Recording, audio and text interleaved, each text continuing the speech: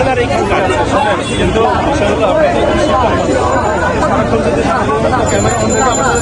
আমি আপনার সাথে কথা বলা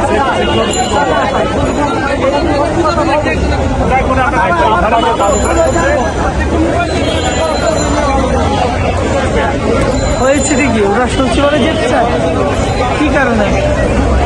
যতদিন পর্যন্ত এই আওয়ামী লীগের সেটিং করা এখানে সচিব ছাড়ারা এখান থেকে সরে নাই ততদিন পর্যন্ত আমরা বদলি পাবো না। এটা হলো মূল কথা। ঠিক আছে, ধন্যবাদ সবাইকে।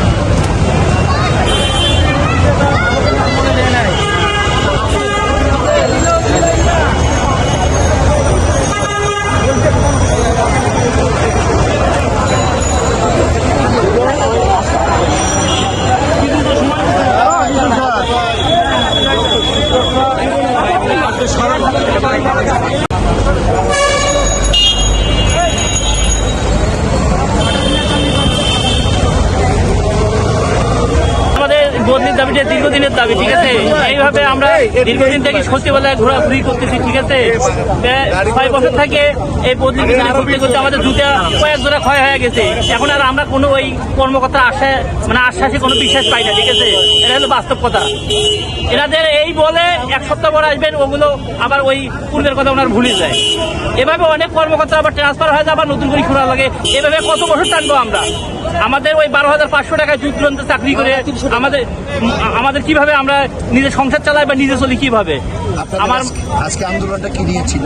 আমাদের আন্দোলনটা ছিল মাধ্যমিক এমপিভুক্ত শিক্ষকদের বদলির দাবিতে, শূন্য পদে সার্বজনীন বদলির দাবিতে ছিল। এখন প্রশাসন দর্শক